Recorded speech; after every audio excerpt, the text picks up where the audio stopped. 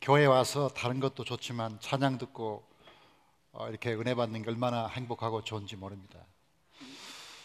어떤 분이 글을 쓰기를 착각은 자유다 하고 글을 썼는데, 사람에게는 각각 착각이 있다는군요. 남자들의 착각은 여자들이 자기를 이렇게 따라오면 자기가 잘나서 된 줄 알았다. 남자의 착각. 여자의 착각은 남자들이 돌아보면 자기가 예뻐서 돌아본 줄 안다. 이게 여자의 착각이라는 거죠. 초등학생의 착각인데 그것은 뭐냐면 나는 반드시 서울대학에 들어간다. 이게 초등학생 시절의 착각입니다. 중고등부 아이들의 착각인데 그건 뭐냐면 앞에 있는 친구의 뒤에서 고개를 숙이고 잠을 자면 선생님도 자기를 안 볼 거라는 착각이 있다는 거죠. 그 다음에 모든 대한민국 엄마들의 착각인데 그건 뭐냐면 우리 아이는 착한데 친구를 잘못 만나가지고 나쁘게 됐다, 이런다는 것이 엄마들의 착각이라는 거고요. 그 다음에 모든 사람의 착각이 있는데 뭐냐면 지금 이 얘기를 듣는 사람들이 나하고는 아무 상관이 없다고 생각하는 착각이라는 거죠. 그 나름대로 각각 사람들이 이제 이렇게 저렇게 생각하는데, 제가 그걸 보면서 그런 생각했어요. 믿는 사람도 착각이 있겠구나. 믿는 사람들도 나름대로 착각이 있겠구나. 어떤 착각이 있을까 생각해 보니까 나는 잘 믿는다, 나는 이 정도면 됐다, 이 정도면 됐어 라고 생각하는 착각 많이는 없지만 가끔 있죠. 이런 착각이 있고, 또 하나 착각은 나는 예배를 잘 나오기 때문에 믿음이 좋다, 나는 예배는 안 빠진다, 특별히 주일날 안 빠진다, 주일날 꼬박꼬박 잘 나가지 않느냐, 그러니까 믿음이 있다, 이렇게 생각하는 것도 착각이고, 그 다음에 세 번째 아마 이런 착각이 있을 것 같아요. 나는 교회에서 많이 봉사하기 때문에 내 신앙생활은 그래도 괜찮다. 자기의 신앙생활을 봉사와 관련시키는 거죠. 주일날 하루 종일 교회에서 살았고 그리고 시간만 남은 교회 갔기 때문에 내가 굉장히 신앙생활을 잘한다고 생각할 수 있다는 것이죠. 물론 교회를 안 나온 사람이 신앙생활 잘하고, 물론 예배를 안 드린 사람이 믿음이 좋다고는 절대 말할 수가 없죠. 그러나 예배를 드리기 때문에, 주일날 안 빠지기 때문에, 내가 뭐 성가대 봉사하고 교사하고 뭐 이것저것 봉사하니까 내 믿음이 좋다, 이렇게 생각할 수 있지만 글쎄요, 하나님 생각은 다를 수 있다, 그런 거죠. 그럼 우리가 이게 신앙이 좋고 나쁜 것을 판단하는 기준이 뭘까? 무엇이 우리가 믿음이 좋다 나쁘다를 판단하는 근거가 뭐냐 하는 생각을 우리가 해볼 수가 있는데, 이런 생각을 해볼 때 오늘의 말씀이 거기에 대한 해답을 준다. 우리가 지금 몇 주 동안 스가랴 말씀을 통하여 주전 520년에 솔로몬 성전을 재건했던 스가랴가 그 하나님께 기도하면서 봤던 환상을 지금 한 가지 보고 있죠. 우리가 4주 전에는 여호수아의 더러운 옷을 벗겨라, 그래서 여호수아의 더러운 옷이 나왔죠. 이것은 하나님의 나라의 정결성, 도덕성, 거룩성, 교회의 정결성을 말한다. 두 번째 봤던 것은 그 7개 등잔과 2 감람나무를 봤죠. 7개 등잔을 봤던 것은 우리 신앙의 동력의 원동력이 뭐냐, 무엇이 우리를 힘있게 하냐, 그 원동력이 뭐냐, 성령의 기름 부음이다. 성령께서 우리에게 기름을 부어줘야 우리가 그 힘으로 살아간다. 자, 지난주에 우리가 날아가는 두루마리 얘기를 했는데, 이 두루마리는 하나님 말씀이죠. 이 살아있고 운동력 있는 말씀, 이 살아있고 운동력 있는 말씀이 우리에게 필요한데, 그 말씀을 교회 안에만 속박시켜 놓지 말고 우리가 날개를 달고 세상을 향해서 날아가라, 이게 선교적 사명이 있다, 이 얘기를 스가랴가 했다. 이렇게 지난주까지 말씀드렸고, 오늘은 스가랴가 또 하나의 환상을 봅니다. 어떤 환상을 볼까요? 12절 볼까요? 자, 같이 읽어봅시다. 시작. 말하여 이르기를 만군의 여호와께서 이같이 말씀하시되 보라, 싹이라 이름하는 사람이 자기 곳에서 돋아나서 여호와의 전을 건축하리라. 자, 여기 싹이라는 단어가 나와요. 이 싹이라는 단어는 옛날 성경으로는 순이라고 번역했어요. 그래서 우리가 조금 더 익숙하기는 순이란 말로 우리가 많이 알게 되죠. 그런데 이 순이든 싹이든 이게 뭘까요? 그림 봅시다. 자, 이거 얼마나 아름다운지. 여러분, 그 마른 땅에서 혹은 그 단단한 땅의 압력을 이겨내면서 뾰족하게 올라오는 저 아름다운 새순, 새싹, 이야, 지금 보기에도 아름답고 예쁘고 소중하고 부드럽고 너무너무 마음에 드는 우리 한국의 3월 지나 4월쯤 되면 우리 한국의 산하에 여기저기에서 올라오는 수많은 생명의 순들, 생명의 싹들을 우리가 볼 수 있는데, 이 서가래가 보았던 환상이 이거예요. 서가래가 이런 환상을 봤다는 거예요. 주전 520년경에, 지금부터 한 2500년경에 이 환상을 봤다는 거예요. 그럼 문제는 이 서가래가 왜 이 환상을 봤는가? 하나님이 왜 이 서가래에게 이 환상을 보여줬을까? 이 환상은 그 시대에는 어떤 메시지가 있고 오늘 우리 시대에는 어떤 메시지가 있을까? 이런 생각을 우리가 해볼 수가 있는데, 이 싹이든 순이든 하는 말은 구약의 예언서에 많이 등장하죠. 이사야 볼까요? 자, 이사야 4장 2절 보니까 그날의 여호와의 싹이 아름답고 영원할 것이요, 여호와의 싹, 이 싹이 나옵니다.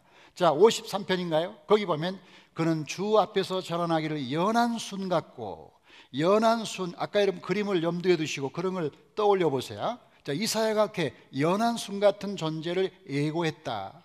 근데 이사야는 주전 750년경에 살았던 사람인데, 그러니까 750년경에 살았던 이사야가 앞으로 메시아가 오시면 그 메시아가 어떤 분이겠는가?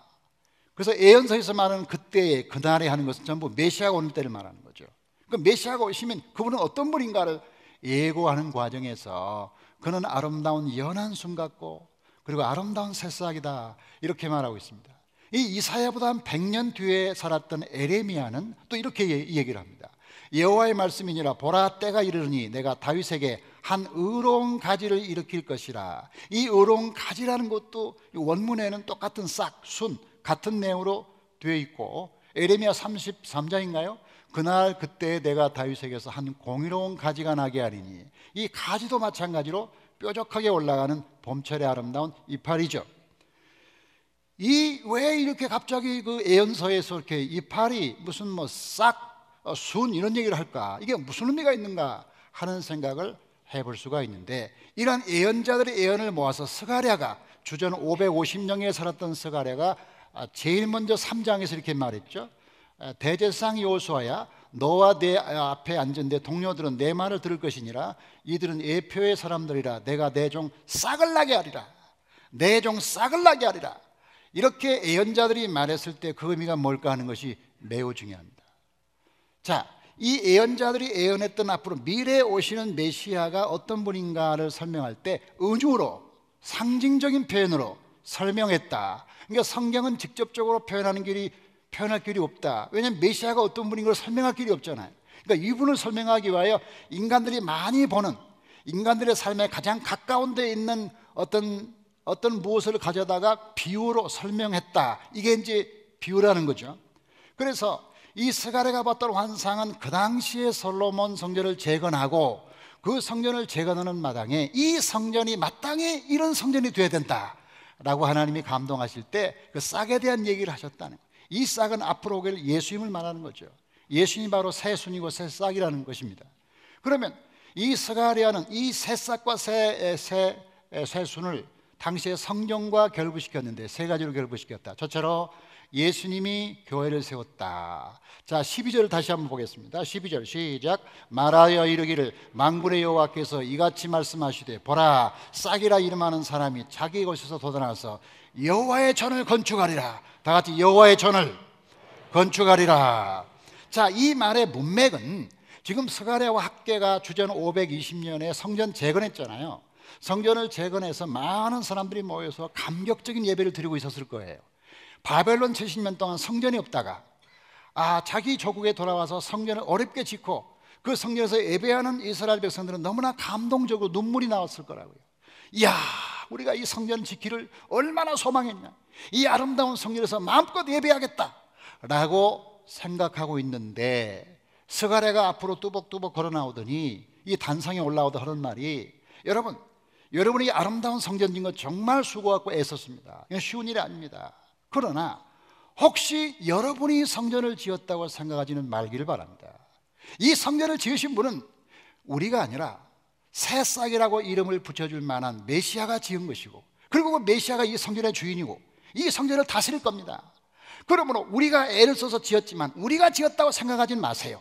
이 성전의 주인은 메시아이고 하나님의 아들입니다. 그분이 바로 이 성전의 주인입니다. 이렇게 말할 때 크게 아멘은 안 나왔을 것 같아요. 왜냐하면 그 사람들이 너무 힘들게 성전 지었는데 다른 사람이 지었다고 하니까 조금 아멘은 덜 나왔겠지만 그것이 맞는 말이기 때문에 사람들이 다 그렇게 감동을 받았을 것이다, 이런 생각합니다. 자, 우리가 교회를 다니면서 항상 기억할 것은 이 교회는 내가 한 게 아무것도 없다는 거죠. 내가 이 교회를 만들어내는데 아무것도 내가 한 게 없어요. 그러면 교회를 누가 세웠냐?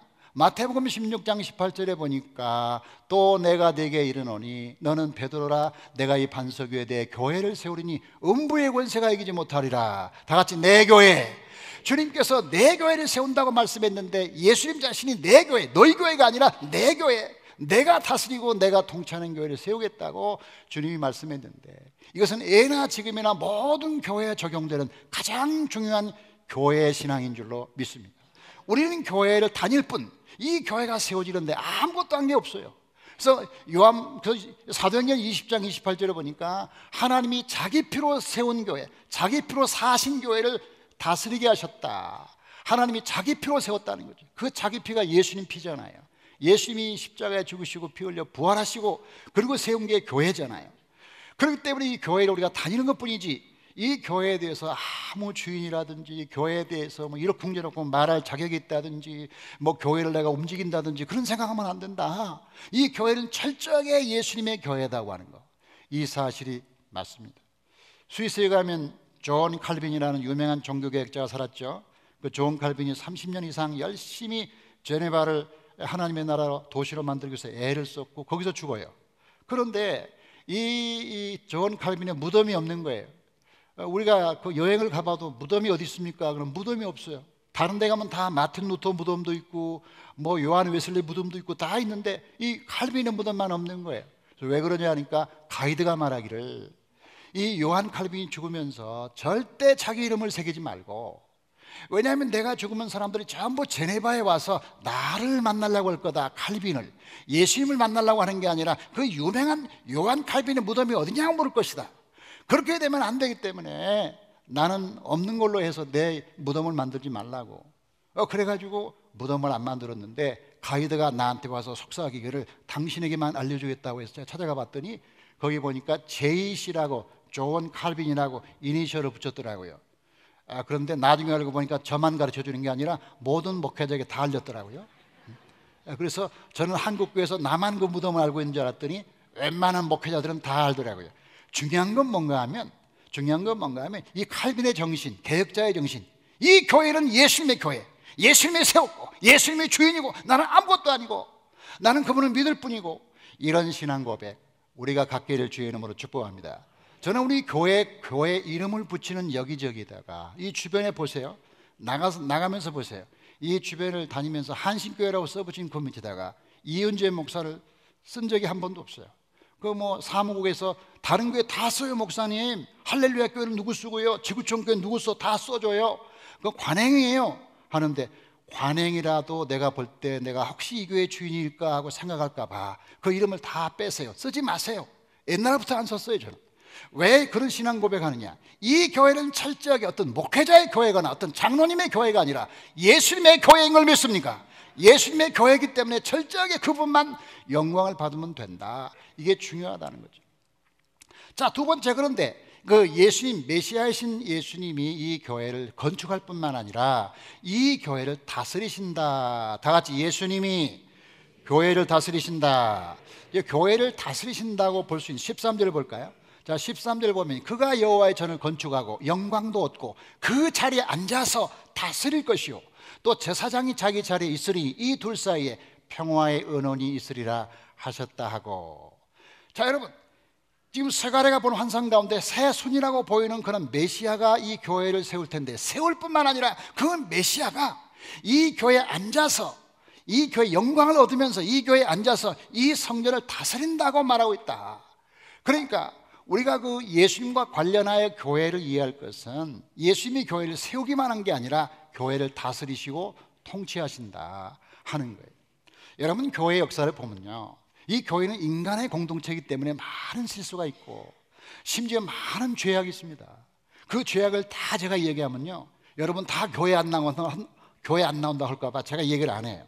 그런데 많은 잘못이 있었는데, 그 많은 잘못에도 불구하고 교회가 완전하기 때문이 아니라, 교회가 많은 실수와 많은 죄악이 있지만 그럼에도 불구하고 이 교회를 여기까지 인도하신 것은 이 교회를 다스리시는 하나님의 은혜인 것을 믿습니다. 하나님이 은혜를 베푸시고 불쌍히 여기시고 도와주시고 사랑하시고 고쳐주시고 하기 때문에 이 교회가 2000년 동안 한 번도 망한 적이 없어요. 여러분, 교회에 경찰이 있습니까? 교회에 군대가 있습니까? 사설 정보원을 갖다 두고 있습니까? 교회에 무기가 있습니까? 교회를 지키는 사람들이 어떻게 합니까? 교회는 속수무책이에요. 교회는 공격을 받으면 아무짝에 힘을 못 써요. 그렇게 힘이 없는 교회이지만 하나님이 도와주시기 때문에 교회는 한 번도 무너진 적이 없다. 교회가 침체한 적은 있지만 교회가 망한 적은 없어요. 어떤 나라도 어떤 시대에도 교회가 없어진 시대는 없다는 거예요. 다시 하나님이 회복시키시고 또 회복시키시고.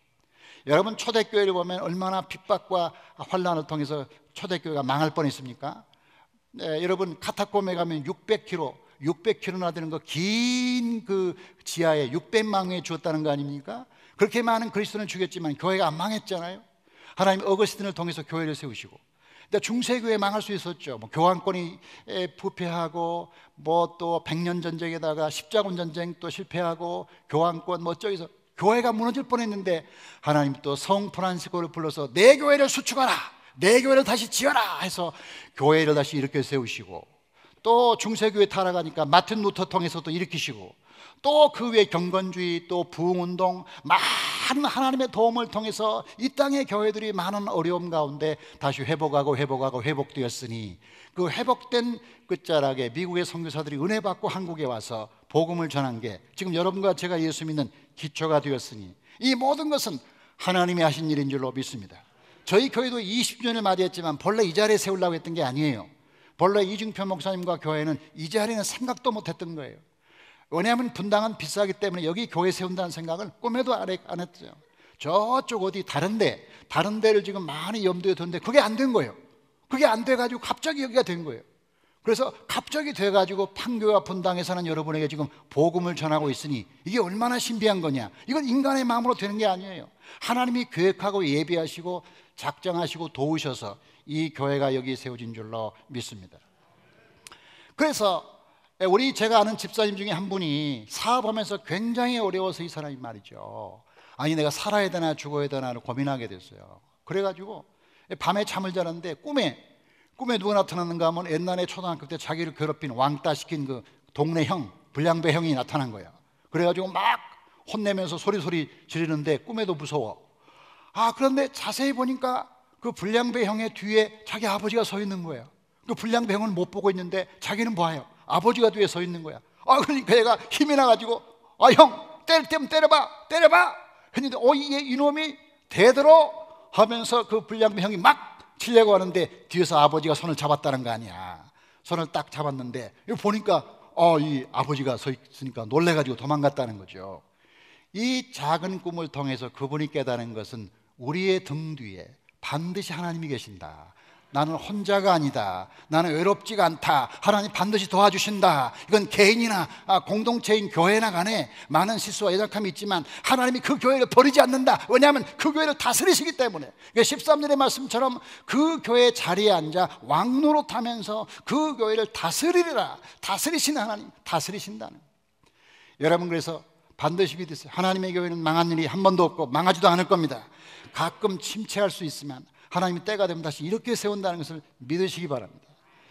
그런데 하나님이 교회를 섬기고 교회를 북돋아 일으킬 때 어떤 방법으로 북돋아 일으키냐가 참 중요해요. 하나님은 마술적인 방법을 쓰는 게 아니고 하나님이 교회에 하나님의 생명의 씨를 떨어뜨려요.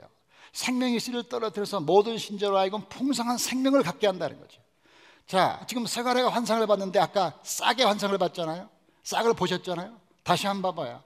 볼수록 좋은 거예요. 이거는. 이 싹을 지금 세가랴가 본 거예요. 그럼 이 싹이 왜 났을까요? 거기에 생명의 씨를 누군가 떨어뜨렸겠죠. 그럼 생명의 씨가 얼마나 파워풀한가. 이게 지구의 압력을 뚫고 올라왔잖아요. 뚫고 올라와서 얘가 쭉 앞으로 자랄 거예요. 자라가지고 줄기가 되고 나무가 되고 큰 열매를 맺게 되는데 이게 교회의 자화상이고 교회의 미래상이라 이거지. 이 세가랴가 봤던 하나님의 성전의 미래상은 이렇게 작고 보잘것이 없지만 그 속에 생명이 있다. 비록 작지만 그 속에 생명이 있기 때문에 얘는 자랄 수밖에 없다. 얘가 자라는 이유는 뭐냐면 몫이 좋거나 뭐 잘 가꾸어서 그것이 아니라 그 자체의 DNA 속에 생명이 있다. 그 싹과 그 순 속에 하나님의 생명이 들어있다. 하나님의 생명이 들어있기 때문에 자란다. 우리의 교회는 인간적인 공동체니까 많은 실수가 있지만 이 속에 우리는 질그릇에 보화를 가진 것처럼 하나님의 생명을 가진 줄로 믿습니다. 교회는 그 자체는 완전하지 않지만 그 안에 있는 하나님의 생명이 완전하기 때문에 그 교회는 망하지 않고 하나님의 그 교회를 자라게 하시고 성장하게 하는 줄로 믿습니다. 이것은 새순이 보여주는 메시지예요. 그 교회에 하나님의 생명이 떨어졌다라고 하는 것이죠.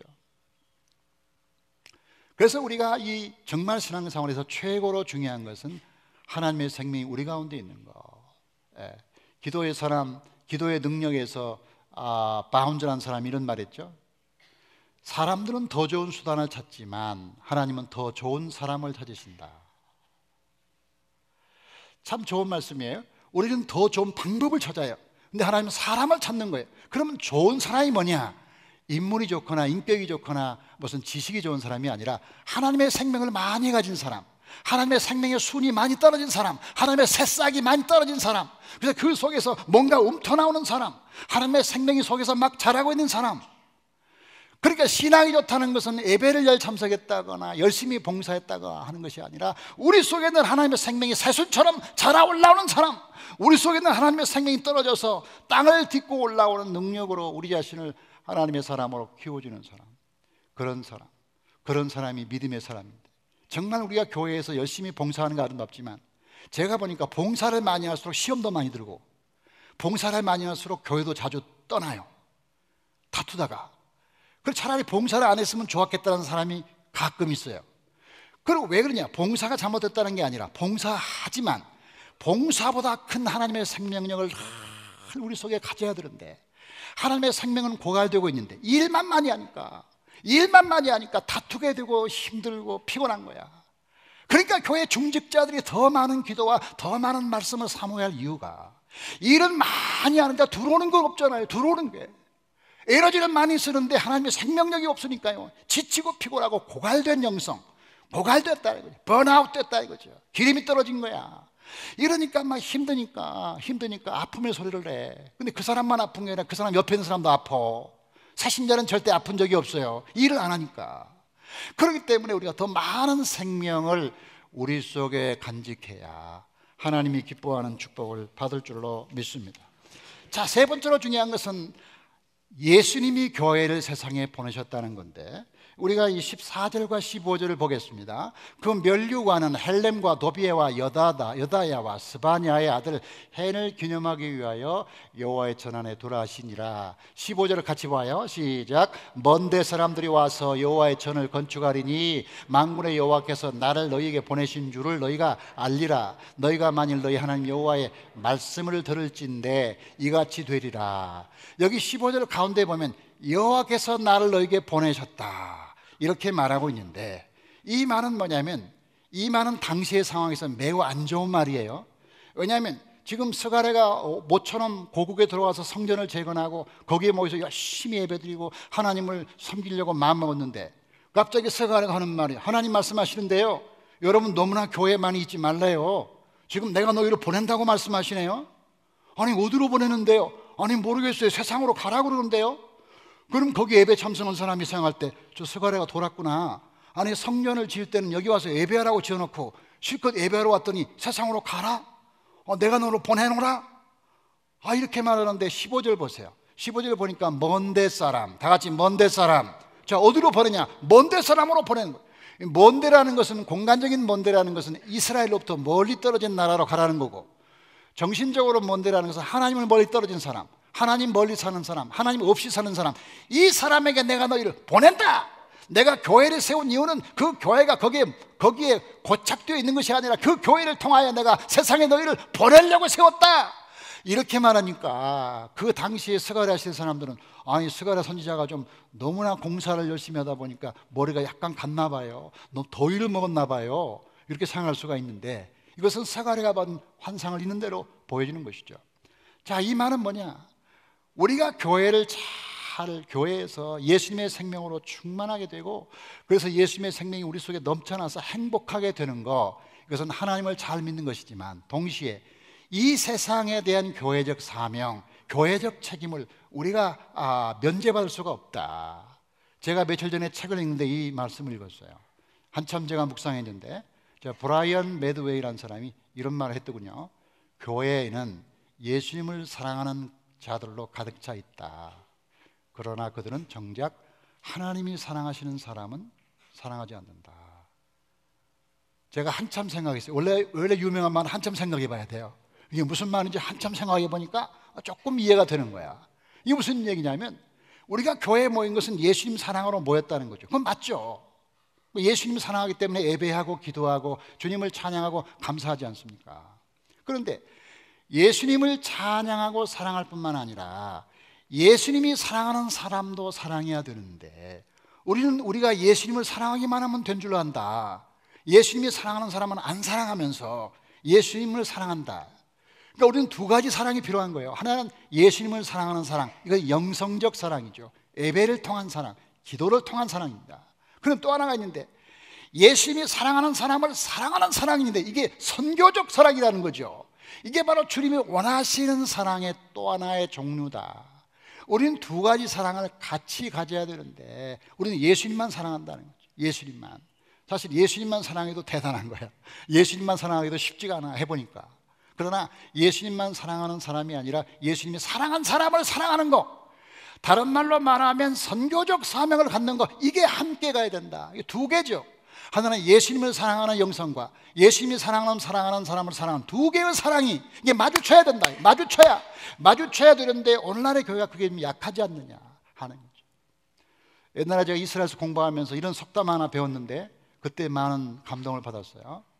베려고 하면 풀 아닌 것이 없고 품으려고 하면 꽃 아닌 것이 없다. 이게 어떤 랍비가 했다는 거예요, 이 얘기를.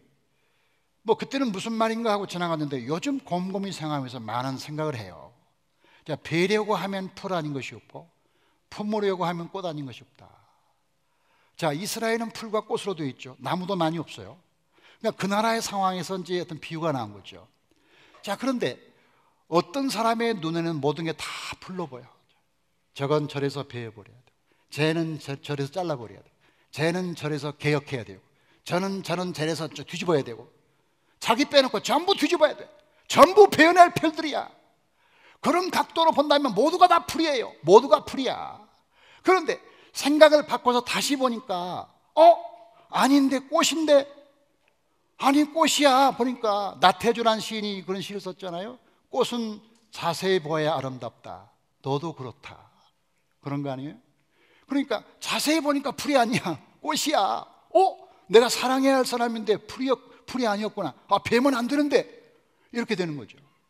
그러니까 우리가 살아가는 삶에 있어서 풀과 꽃은 객관적 자연적 환경이 아니고 우리 마음의 상태라고 봐요. 우리가 다른 사람을 싫어하고 다른 사람을 뒤집으려고 마음은 누구도 마음에 드는 사람이 없는 거예요. 한번 생각해 보세요. 여러분 아내가 마음에 들어요? 남편이 마음에 들어요? 부모가 마음에 들어요? 여러분 그런 사람들조차도 마음에 안 드는 게 있는데 하물며 남의 집에 태어나서 서로 다른 환경에서 교육도 다르고 생각도 다르고 기질도 다른 사람들이 사는데 어떻게 내 마음에 다 들겠냐 이 말이야. 내 마음에 들지 않는다고 다 뵐 거예요? 다 배워낼 거야? 그럼 황무지가 될 거 아닙니까? 그렇잖아요. 그러니까 우리가 세상에 선교한다는 것은 세상이 풀이지만 그래도 하나님의 눈으로 사랑으로 보니까 꽃으로 봐서 사랑하고 가꾸고 예쁘게 보는 거, 이게 아니에요. 그렇잖아요. 134년 전에 선교사가 한국에 왔을 때는 얼마나 열악하고 우스운 나라겠어요. 그렇잖아요. 우리가 사는 초가집을 전부 소가 사는 집으로 알았다니까요. 이렇게 우리가 미개하게 살았다는 거예요. 그럼에도 불구하고 조선 사람이 사랑스러워서 조선 사람을 사랑하고 선교했다는 거 아닙니까? 그러면 우리가 주님이 말씀하시는 건 뭐냐? 우리가 주님을 사랑하는 정도로 주님이 사랑하는 사람을 사랑할 수 있어야 되는데 그것이 바로 하나님 우리에게 명령하시고 말씀하십니다. 하나님께서 우리 모든 성도에게 아름다운 씨를 떨어뜨리시고 새싹이 나오게 하시고 또 새순이 돋게 하셔서 여러분 속에 아름다운 생명이 하나님의 생명으로 풍성하게 되기를 주의 이름으로 축복합니다. 우리 교회를 포함해 한국 교회가 제도적인 문제, 많은 문제가 있지만 그거 고친다고 고쳐지는 게 아니라 이 속에 하나님의 생명의 씨가 떨어져서 이게 자라서 한국 교회가 큰 나무가 될 수 있도록 하나님의 생명의 씨가 떨어지게 하시고 생명이 자라게 하시고 생명을 얻되 풍성한 생명을 얻게 하여 주옵소서. 그리고 우리 모두가 예수님이 사랑하는 사람을 사랑하는 마음을 주시옵소서. 그런 마음을 가지면 하나님이 저와 여러분에게 놀라운 축복을 주실 줄로 믿습니다. 이 거룩한 주일날 우리 모든 성도가 다 꽃이라는 사실을 말씀드리고 사랑하는 꽃을 사랑하는 마음으로 가슴에 안듯이 하나님의 축복이 함께하기를 주의 이름으로 축원합니다. 하나님 아버지 감사합니다. 6월 마지막 주 스가랴의 또 하나의 환상을 봅니다. 새순의 환상. 예쁜 새순 새싹이 아름답게 피어나는 새순의 환상을 통하여 스가랴는 바벨론에서 무너진 하나님의 성전이 다시 세워질 때 그 성전에 하나님의 생명이 가득하기를 기도했을 것입니다. 그렇습니다. 2000년 교회 역사는 교회가 하나님이 아니라는 사실을 증명했습니다. 교회는 예수님이 세웠으나 예수님이 세운 교회는 사람이 살고 있고 그 사람이 사는 교회는 실수와 죄악과 잘못으로 가득 차 있으나 그러나 주님이 잘못 때문에 교회를 버린 적이 없다는 것을 우리는 항상 기억하게 하시고 또한 음부의 권세가 교회를 가만두지 않지만 그렇다고 해서 음부의 권세가 교회를 지배하지 않도록 보호하시고 도우셔서 이 교회를 여기까지 인도하신 것은 하나님의 은혜요 축복이라고 믿습니다. 하나님, 우리 교회를 통하여 하나님의 생명으로 충만하게 하여 주시옵소서. 우리 속에 떨어진 예수 그리스도의 생명의 씨가 아름다운 싹처럼 아름다운 새순처럼 돋아나 가지가 되고 줄기가 되고 나무가 되고 큰 열매를 맺어 새들이 깃들고 많은 사람에게 열매를 제공하는 아름다운 나무들이 다 되도록 축복하여 주시옵소서.